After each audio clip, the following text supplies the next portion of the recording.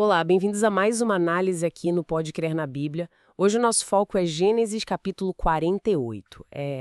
Vamos mergulhar fundo naquela cena, sabe? Perto do fim da vida de Jacó, quando ele abençoou os filhos de José, Manassés e Efraim. A gente vai usar o próprio texto bíblico, claro, e alguns comentários para entender melhor. O objetivo é explorar o significado daquela inversão surpreendente na bênção. Bom, para começar, a situação é a seguinte. Gênesis capítulo 48, versículo 1, diz que Jacó adoeceu. José fica sabendo e leva os dois filhos para ver o avô. E o versículo 2 tem um detalhe importante.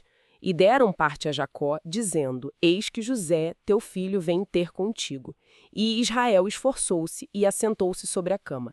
Reparou, o texto chama ele de Israel aqui. Isso não é à toa, né? Já conecta com o papel dele na aliança, prepara o terreno para algo solene. Exatamente. E Jacó, ele mesmo faz essa conexão imediatamente. É impressionante. Lá em Gênesis capítulo 48, versículos 3 e 4, ele relembra a promessa. Ele diz, o Deus Todo-Poderoso me apareceu em luz na terra de Canaã e me abençoou. E me disse, eis que te farei frutificar e multiplicar, e te porei por multidão de povos, e darei esta terra à tua descendência, depois de ti, em possessão perpétua. Quer dizer, ele está deixando claro, essa bênção não é só um afeto de pai. É a continuidade formal da aliança abraâmica. E logo em seguida, no versículo 5, vem a surpresa, né? Agora, pois, os teus dois filhos, que te nasceram na terra do Egito, antes que eu viesse a ti no Egito, são meus. Efraim e Manassés são meus, como Ruben e Simeão. Ele adota os netos, assim como se fossem filhos diretos. Isso é bem radical. Muito. É um ato jurídico, sabe? E espiritual também, claro. Ele está integrando o Efraim e Manassés na estrutura das tribos de Israel. Isso faz duas coisas importantes. Reconhece José, mesmo ele tendo vivido no Egito, e parece que concretiza aquela transferência do direito de primogenitura. Lembra que Ruben perdeu esse direito? Então parece que vai para José através desses filhos. E o versículo 6 de Gênesis 48 ainda diz que outros filhos que José tivesse depois seriam ligados a Efraim e Manassés. Gênesis 48, versículo 13. Manassés, o mais velho, à direita de Jacó, Efraim, mais novo, à esquerda. Tudo certinho. Mas aí, versículo 14. Jacó faz o inesperado. Mas Israel estendeu a sua mão direita e a pôs sobre a cabeça de Efraim, que era o menor, e a sua esquerda sobre a cabeça de Manassés. E o texto diz, dirigindo as suas mãos propositadamente. Uau! Essa imagem das mãos cruzadas é muito forte. Sim, e essa palavra propositadamente é crucial. Mesmo o versículo 10 dizendo que a visão de Jacó estava fraca por causa da idade, os olhos de Israel eram carregados de velhice e já não podia ver bem, a ação de cruzar as mãos foi intencional. É um ato profético. A mão direita, naquela cultura, era o símbolo da bênção maior, da autoridade, sabe? Jacó está virando a expectativa humana de cabeça para baixo. E a oração da bênção em si, Gênesis 48, versículos 15 e 16, é muito bonita. Ele abençoa José e diz, o Deus em cuja presença andaram meus pais Abraão e Isaque, o Deus que me sustentou desde que eu nasci até este dia, o anjo que me livrou de todo o mal, abençoe estes rapazes e seja chamado neles o meu nome e o nome de meus pais Abraão e Isaque e multipliquem-se muito no meio da terra. Lindo mesmo.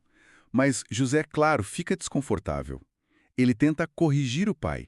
Os versículos 17 e 18 mostram isso. Vendo, pois, José que seu pai punha sua mão direita sobre a cabeça de Efraim, foi mal aos seus olhos. E tomou a mão de seu pai para transpor de sobre a cabeça de Efraim a cabeça de Manassés. E José diz, não assim, meu pai, porque este é o primogênito. Põe a tua mão direita sobre a sua cabeça. Ele está tentando preservar a tradição. Mas a resposta de Jacó no versículo 19 é definitiva. Mas seu pai o recusou e disse, eu sei, meu filho, eu sei. Que firmeza! Também ele será um povo, e também ele será grande.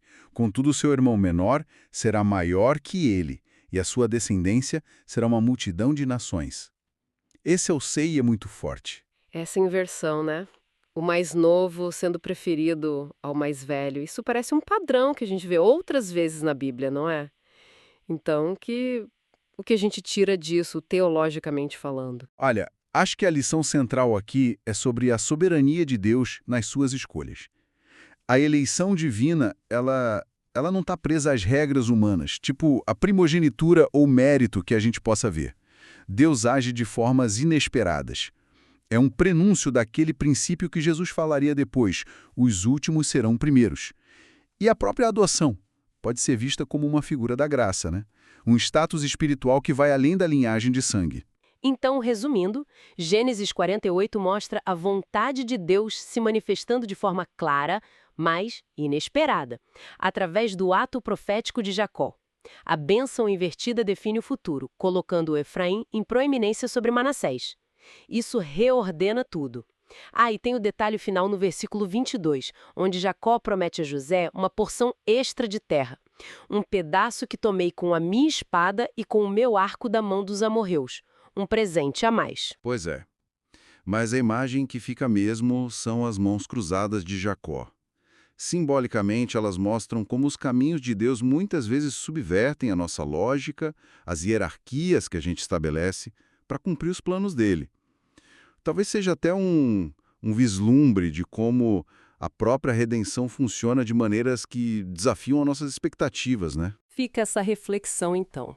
Essa história nos convida a pensar em como planos maiores podem se desenrolar de jeitos surpreendentes, contrariando as convenções.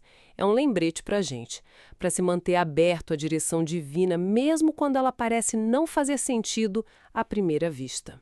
E falando em se aprofundar na palavra, essa passagem reforça a importância da leitura diária, como fazemos no projeto Reavivados por Sua Palavra. Cada capítulo revela tanto, por isso queremos incentivar todo mundo. Se essa análise te abençoou, curta o vídeo, compartilhe com mais gente e, claro, se inscreva aqui no Pode Crer na Bíblia para não perder os próximos estudos. Continue firme na sua jornada com Deus, lendo a Bíblia todo dia. Até a próxima.